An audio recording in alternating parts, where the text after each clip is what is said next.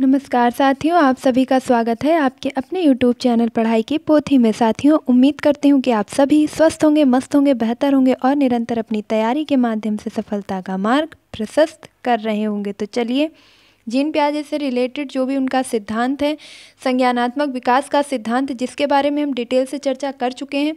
I hope कि आपने वह वीडियो ज़रूर देख लिया होगा, जिसमें उनके संज्ञानात्मक विकास के चारों चरण को बहुत ही अच्छे से डिफ़ाइन किया गया है और एग्जाम्पल के थ्रू बहुत ही आसानी से समझाया भी गया है। आज हम उसके आगे के वीडियो पे चर्चा करेंगे, यानी कि जीन पियाजे के महत्वपूर्ण शब्द, वो शब्दावलियाँ जो जीन पियाजे से संबंधित हैं। तो सबसे पहले इसमें आ जाता है स्कीम। स्कीम का क्या अर्थ होता है? तो देखिए, स्कीम या स्कीमा, इन चीज़ों को बारीकी से समझिएगा, क्योंकि जो प्रश्न होते हैं वह किसी ना किसी सिचुएशन को डालकर फिर पूछा जाता है कि इस परिस्थिति में जीन पियाजे की कौन से शब्द या कौन सी शब्दावली का प्रयोग किया जा रहा है। यह बच्चे का स्कीमा है या स्कीम्स है या अनुकूलन है या समावेशन है या समायोजन है। तो इस प्रकार की शब्दावलियाँ बहुत ही इंपॉर्टेंट हो जाती हैं। तो हम बिना समय व्यर्थ किए सीधे अपने टॉपिक पर चलते हैं। स्कीमा क्या है? तो स्कीमा को जानने के लिए सबसे पहले देखेंगे बच्चे की जानकारी के वह छोटे छोटे खंड, जहां वह अपनी जानकारियों को अंतर के आधार पर अलग अलग सहज कर रखता है। इसका अर्थ है कि स्कीमा हम किस चीज़ को कहेंगे कि ये स्कीमा है। तो बहुत ही आसानी से समझ लेंगे कि जैसे कोई भी बच्चा है, उसके दिमाग में कई सारी जानकारियां हैं, लेकिन उन कई सारी जानकारियों को भी उसने अपने दिमाग में अलग अलग खंडों में बांट रखा है। जैसे हम देखेंगे, एक बच्चा उड़ने वाले पक्षी, देखिए उड़ने वाले पक्षी, चलने वाले जानवर, उड़ने वाले पक्षी, चलने वाले जानवर और रेंगने वाले सरीसृप को अपनी जानकारी में अलग अलग सहजता है। एक बच्चा है जो ये अंतर कर पाता है कि उड़ने वाले पक्षी कौन से हैं, मतलब जो उड़ते हैं उनको क्या कहते हैं, तो पक्षी कहते हैं। जो पैरों से चलते हैं उन्हें जानवर कहते हैं, और जो रेंगते हैं उन्हें सरीसृप। यानी कि वह बच्चा ये भले ही ना जानता हो कि जानवर, पक्षी और सरीसृप क्या है, लेकिन वह यह अच्छे से जानता है कि उड़ रहा है तो चिड़िया है, उड़ रहा है तो उसकी नज़र में सभी क्या है, चिड़िया ही हैं।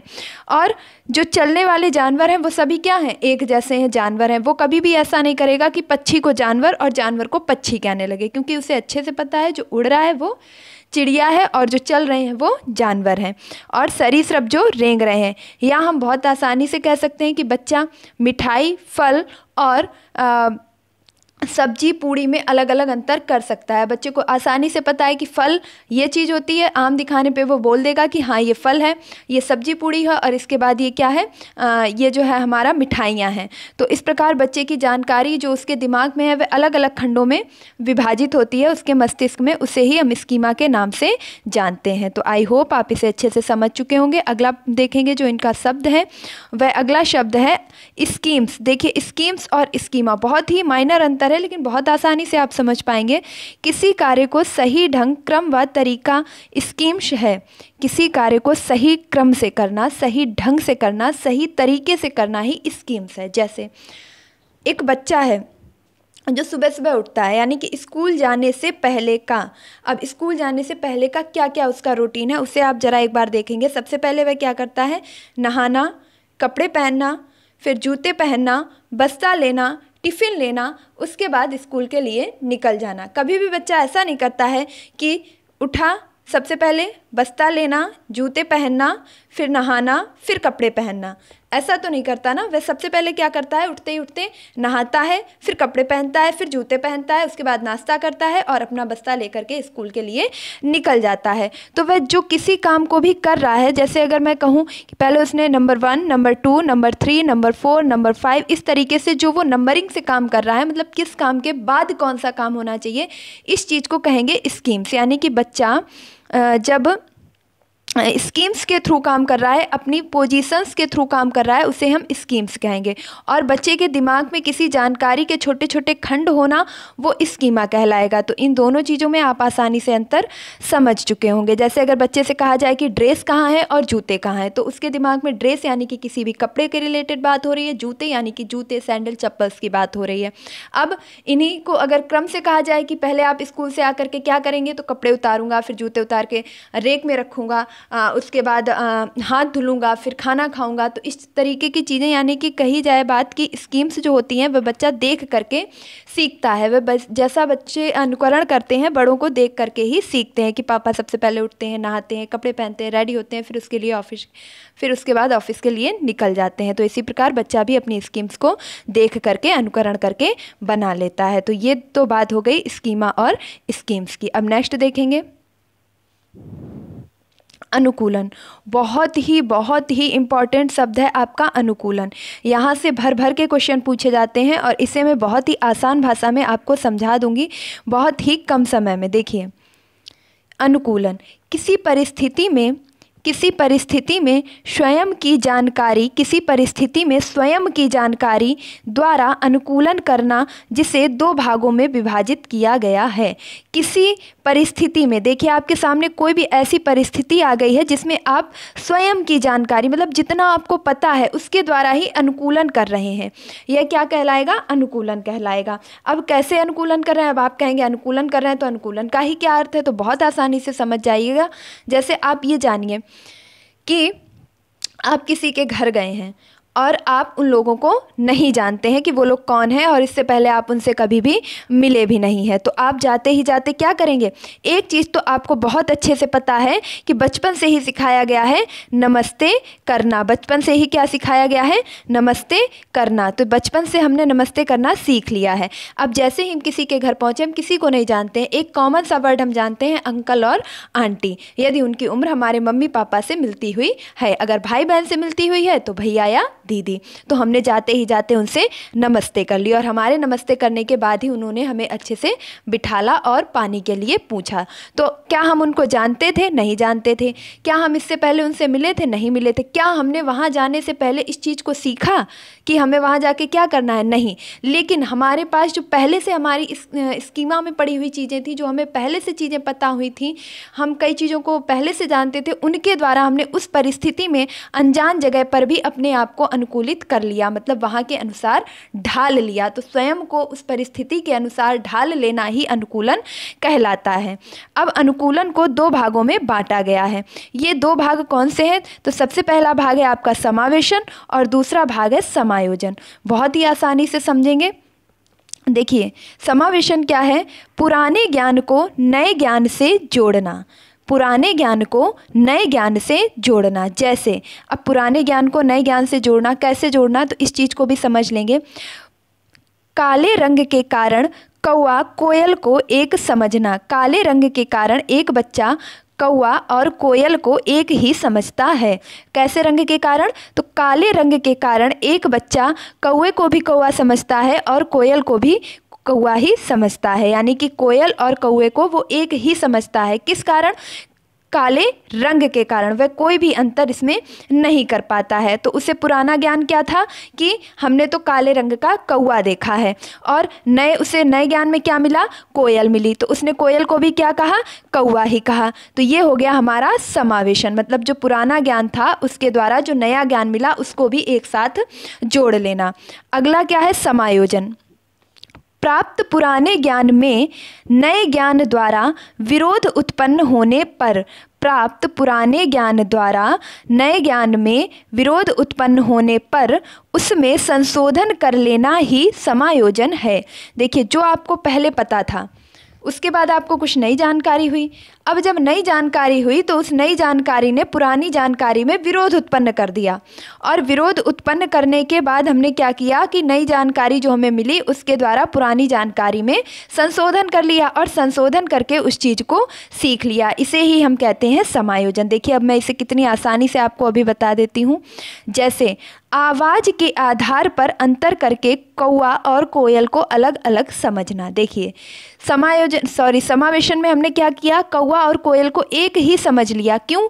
क्योंकि उन दोनों का रंग एक जैसा था, तो हमें ये पता ही नहीं था कि ये कौवा है या कोयल है। हमने दोनों काले देखे, हमने तो एक ही शब्द बोला कौवा। तो ये क्या था? समावेशन। मतलब जो मुझे पहले से पता था कौवा और बाद में पता चला कोयल, जानकारी में कोई विरोध उत्पन्न नहीं हुआ, मैंने दोनों रंग एक से देखे और कोयल को भी कौवा कह के बुला दिया। तो यहाँ नई जानकारी से पुरानी जानकारी में कोई भी फर्क नहीं पड़ा है। फिर मैंने क्या देखा कि जब कौवा बोला तो काँव काँव बोला और कोयल बोली तो कूँ कूँ बोली। तो इस आवाज़ के आधार पर मैंने अपने दिमाग में तुरंत संशोधन किया, अपने स्कीमास में तुरंत संशोधन किया कि नहीं, कौवा अलग है और कोयल अलग है। क्यों? क्योंकि इसकी आवाज़ अलग है और कोयल की आवाज़ अलग है।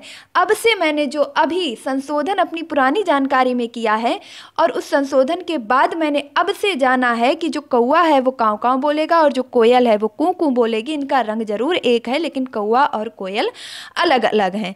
तो प्राप्त पुरानी जानकारी के द्वारा प्राप्त पुरानी जानकारी में नई जानकारी के द्वारा संशोधन करके जो है अंतर का पता लगा पाना ही समायोजन है। अब मैं बहुत ही आसान से उदाहरण दूंगी। जैसे एक बच्चा कपूर की गोली को दवाई की गोली समझ करके खा जाता है, तो उसने कुछ अंतर कर पाया? नहीं कर पाया, उसको ही वो समझ करके खा गया। तो ये स्थिति क्या है? समावेशन है। कोई अंतर ना कर पाना ही समावेशन है। और जहाँ पर बच्चा अंतर कर ले जाएगा वहाँ पे हो जाएगा समायोजन। जहाँ पर अंतर नहीं कर पाया, जिस चीज़ को पहले देखा था दूसरी चीज़ को भी वही समझ लिया, अंतर नहीं कर पाया, वहाँ पे हो गया समावेशन। जैसा था वैसा ही अपना लेना। और जहाँ पे अंतर कर लिया वहाँ पे हो गया आपका समायोजन। तो उम्मीद करती हूँ कि अब आप समावेशन और समायोजन जैसे दोनों शब्दों से कभी भी कंफ्यूज नहीं होंगे। अब हम देखेंगे साम्य धारण। साम्य धारण क्या है?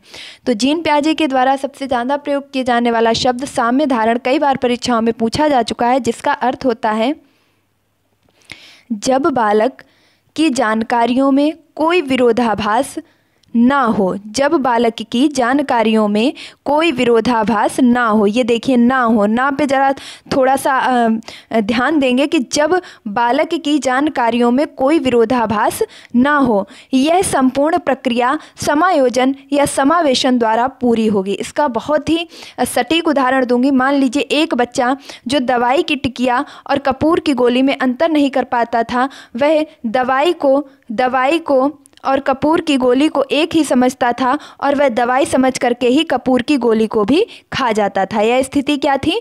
तो ये स्थिति बता रही थी समावेशन के बारे में। अब उसने इन दोनों में अंतर कर लिया है कि दवाई अलग है, कपूर की गोली अलग है। अब उसने क्या किया? समायोजन कर लिया। अब क्या किया?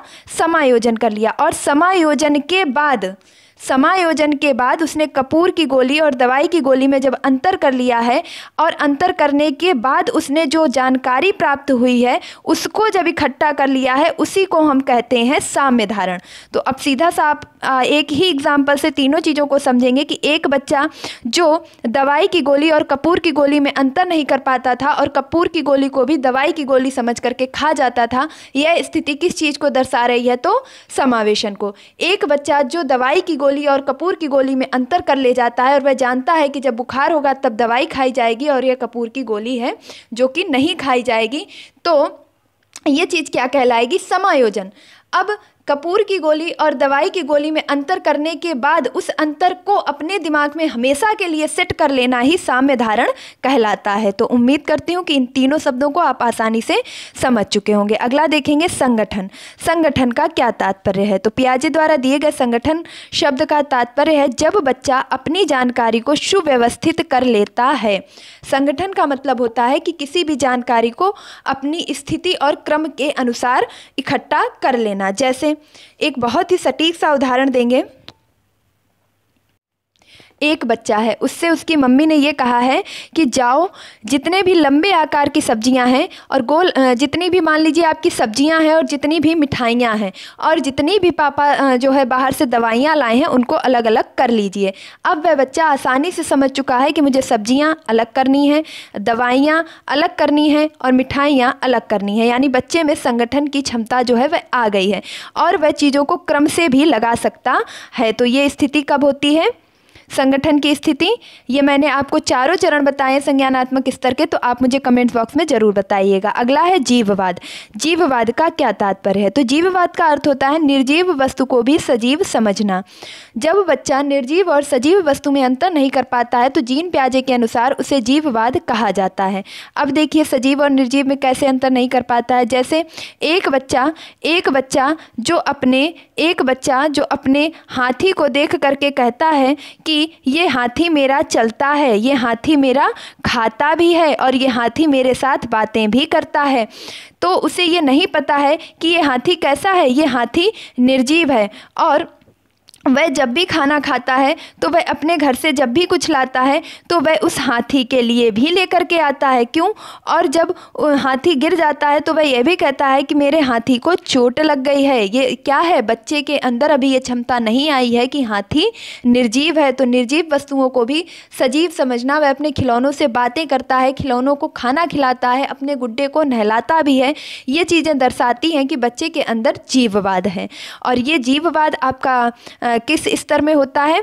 तो ये जीववाद जो है आपका जीन पियाजे की जो दूसरी अवस्था थी यानी कि पूर्व संक्रियात्मक अवस्था, उस अवस्था का यह गुण है। यानी कि सेकेंड स्टेज जो थी पूर्व संक्रियात्मक अवस्था, उसमें बच्चे के अंदर जीववाद जैसी अवस्थाएं पाई जाती हैं, जो कि उसी अवस्था यानी कि द्वितीय अवस्था में ही प्रारंभ होती हैं और उसकी द्वितीय अवस्था यानी कि 7 वर्ष तक होते होते ही समाप्त भी हो जाती हैं। अगला देखेंगे वस्तु स्थायित्व। अब वस्तु स्थायित्व का सीधा सा तात्पर्य है कि वस्तु के ना होने पर या ना दिखने पर भी उसके अस्तित्व को जो है समझना, उसके अस्तित्व को जानना। वस्तु के ना दिखने पर भी उसका अस्तित्व है। कैसे?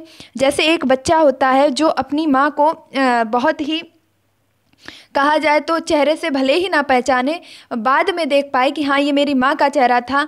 लेकिन कितना भी छोटा बच्चा हो, यहाँ तक कि अगर बात की जाए 0 से 2 वर्ष की, यानी कि जीन पियाजे की जो प्रथम अवस्था है, प्रथम अवस्था इंद्रिय गामक अवस्था या संवेदी पेशीय अवस्था, इसमें बच्चे के अंदर वस्तु स्थायित्व का गुण आ जाता है। वस्तु स्थायित्व यह होता है कि बच्चे के सामने कोई भी चीज़ होती नहीं है लेकिन वह फिर भी उस चीज़ का जो संप्रत्यय है वह अपने दिमाग में बना लेता है। जैसे अगर सीधा सा कहा जाए कि कहीं अगर बच्चा लेटा है और उसके पास से उसकी माँ गुजर रही है तो वो माँ को बिना देखे ही उसकी चूड़ियों की आवाज़ से पहचान लेता है, उसकी पायल की आवाज़ से पहचान लेता है कि हाँ ये मेरे माँ के आने की आवाज़ है और मेरी माँ यहाँ कहीं आसपास है। दूसरा उदाहरण देखेंगे, एक बच्चा जो रोज़ अपनी गुड़िया के साथ या गुड्डे के साथ खेलता है। एक दिन उसके गुड़िया या गुड्डे को छिपा दिया गया, लेकिन वह गुड़िया गुड्डा उसकी आँखों के सामने नहीं है, पर उसको ये पता है कि मेरा गुड़िया या गुड्डा किस तरीके का था, किस तरीके का है। दोबारा कभी उस खिलौने को उसके सामने लाया जाता है तो वो बहुत ही आसानी से पहचान लेता है। तो ये होते हैं वस्तु स्थायित्व के गुण। अगर वस्तु सामने नहीं है तो भी बच्चा समझ लेता है कि ये वस्तु कहीं ना कहीं है। अगला देखेंगे अपलटाभी गुण। अपलटाभी गुण का क्या मतलब है? अपलटाभी गुण से तात्पर्य है जब बच्चा किसी बिंदु या क्रिया से आगे बढ़ जाने पर वापस उस बिंदु पर ना लौट पाए। जैसे ये पहले तो जान लेंगे कि ये किस अवस्था का गुण है। तो ये आपका सेकेंड जो अवस्था है उसका गुण है, यानी कि पूर्व संप्रत्यात्मक अवस्था का 2 से 7 वर्ष की अवस्था होती है, उसका ये गुण है। अपलटाभी गुण का मतलब होता है कि 2 से 7 वर्ष के बच्चे को अगर आप 3 और 2 5 हैं, एक संक्रिया देते हैं कि 3 और 2 कितने हैं, तो वह आसानी से बता देता है कि 3 और 2 तो जोड़ने पर 5 होते हैं। अब उस बच्चे से दोबारा एक फिर से प्रतिक्रिया बनाई जाती है कि बताओ 3 में ऐसा क्या जोड़ दें जो 5 आ जाएगा। तो वह बच्चा इस संक्रिया पर पुनः लौट करके नहीं आ पाएगा कि 3 में यदि 2 जोड़ दिया जाए तो हम पुनः 5 प्राप्त कर सकते हैं। या बच्चे के सामने रख दिया जाएगा कि ये 5 है और ये 3 है, बताओ इसमें 2 कहाँ चला गया और इसमें क्या जोड़ दें जो ये 5 बन गया है। तो इस प्रकार की संक्रियाओं का उत्तर बच्चा नहीं दे पाता है। ये कौन सी अवस्था होती है? तो 2 से 7 वर्ष की अवस्था यानी कि पूर्व संक्रियात्मक अवस्था का यह गुण है। इस समय बच्चे में अपलटाभी गुण पाया जाता है। और नेक्स्ट इसकी जो अवस्था आती है यानी कि मूर्त संक्रियात्मक अवस्था, जिसकी आयु सीमा क्या है? तो 7 से 11 वर्ष। और उस अवस्था में बच्चा आसानी से अपलटाभी नहीं बल्कि पलटाभी गुणों को विकसित कर लेता है। यानी कि अगर आप जब 7 से 11 वर्ष की एज में बच्चे से पूछेंगे कि बताओ इसमें क्या जोड़ा जाए जो 5 आ जाए, तो बच्चा तुरंत बता देगा कि अगर मैं इसमें पहले की तरह ही 2 जोड़ दूँ तो ये 5 आ जाएगा। यानी कि ये जो 5 है ये इसमें दो भी मिला हुआ है, दो कहीं भी नहीं गया है। तो इस प्रकार की जो संक्रियाएं होती हैं वह बच्चे में कब पाई जाती हैं? मूर्त संक्रियात्मक अवस्था में। और अपलटा अभिगुण कब होता है? तो ये अपलटा अभिगुण पाया जाता है पूर्व संक्रियात्मक अवस्था में। चलते हैं नेक्स्ट क्वेश्चन की तरफ। संरक्षण का अभाव। संरक्षण का अभाव, अब यह संरक्षण के अभाव से क्या तात्पर्य है? तो संरक्षण के अभाव का तात्पर्य है आकृति में परिवर्तन होने पर बालक का शुरुआती आकृति पर ना पहुंच पाना। देखिए अभी हमने संख्याओं की बात की थी। यदि किसी संख्याओं को दिखाकर के बच्चे से उसके पूर्व की संख्या पूछी जाए तो वह नहीं बता पाता है। लेकिन अगर संरक्षण के अभाव की बात की जाए तो यहाँ संरक्षण वो नहीं है माता पिता के द्वारा किसी को संरक्षित करना, सुरक्षित करना। यहाँ संरक्षण का अर्थ है एक, ये मान लीजिए कमल का फूल बनाने के लिए पहले ये एक मैंने बूंद ली, ये पानी की एक बूंद है। इस पानी के बूंद को मैंने पूछा बच्चों से ये क्या है? सभी बच्चों ने कहा कि ये पानी की बूंद है। फिर मैंने कहा अच्छा ये पानी की बूंद है तो फिर मैं इससे कुछ और बनाती हूँ, और मैंने इससे क्या बना दिया? मैंने इससे ये देखिए बना दिया कमल का फूल। इससे मैंने क्या बना दिया? कमल का फूल बना दिया। अब मैंने बच्चों से पूछा बताओ पानी की बूंद कहाँ है? तो कोई भी बच्चा नहीं बता पाया। क्यों? क्योंकि उनको तो अब जो ये दिख रहा है वह एक कमल का फूल बन चुका है। अब वह ढूंढ रहे हैं कि पानी की बूंद कहाँ चली गई। तो इसे कहते हैं संरक्षण का अभाव होना। जब बच्चा एक आकृति में परिवर्तन करने के बाद पुनः मूल आकृति पर ना पहुंच पाए उसे ही संरक्षण का अभाव कहते हैं। इसका एक और एग्जाम्पल आप देख सकते हैं। जैसे मैंने बच्चों से कहा कि ये देखिए एक गिलास या ये एक जग रखा है। बच्चे ने कहा हाँ ये तो मुझे एक जग दिख रहा है, ये एक गिलास मुझे दिख रही है। देखिए ये एक गिलास बना है, जग नहीं कहेंगे, ये एक गिलास बना है। क्या बना है? एक गिलास बना है। अब मैंने इससे बना दिया एक कप। मैंने क्या बना दिया? एक कप। अब मैंने कहा कि बताइए गिलास कहाँ है? तो अब बच्चे ढूंढ रहे हैं कि गिलास कहाँ गई। वह यह नहीं समझ पा रहे हैं कि अगर मैं इसका हैंडल हटा दूँ, अगर मैं इसका हैंडल हटा दूँ तो ये फिर से क्या बन जाएगी? गिलास बन जाएगी। तो आकृति में थोड़ा सा भी परिवर्तन करने के बाद जब बच्चे मूल आकृति को नहीं ढूंढ पाते हैं, नहीं पहुंच पाते हैं, उसे ही संरक्षण के अभाव के नाम से जाना जाता है। अगला देखेंगे केंद्रीकरण। तो बच्चे किसी वस्तु समस्या के एक ही पक्ष पर ध्यान केंद्रित कर पाते हैं। बच्चे जो होते हैं वह किसी समस्या के एक ही बिंदु पर ज्ञान जो है वह केंद्रित कर पाते हैं। जैसे अगर ये कहा जाए कि चलो हम सभी कहाँ चलेंगे? हम सभी मेला देखने चलेंगे। और मेला देखने जाने पर हमने वहाँ पर क्या देखा कि अच्छी अच्छी सी दुकानें लगी हुई हैं, अच्छी अच्छी सी दुकानें लगी हुई हैं। बच्चा बहुत खुश हो गया है, एक यहाँ दुकान लगी है, एक यहाँ दुकान लगी है, एक यहाँ दुकान लगी है। उसने बहुत सारी दुकानों को देखा है। अब हम घर वापस आ गए हैं और हमने घर वापस आकर के पूछा अच्छा ये बताओ मिठाई की दुकान पर तुमने कितनी मिठाइयाँ देखी? तो बच्चा उत्तर देगा अरे ये तो मैंने गिना ही नहीं। क्यों? क्योंकि उस समय बच्चे के दिमाग में सिर्फ क्या था? मैंने दुकानें देखी। अब उन दुकानों में क्या क्या था, कितनी चीज़ें थीं, कौन कौन तरीके की थीं, इन चीज़ों को बच्चा बारीकी से नहीं देख पाता है। क्यों? क्योंकि इस उम्र में यानी कि पूर्व संक्रियात्मक अवस्था में बच्चे के अंदर किसी भी समस्या के एक पक्ष को ही देखने का गुण विकसित हो पाता है। वह एक साथ कई चीज़ों पर ध्यान केंद्रित नहीं कर पाता है। अगला देखेंगे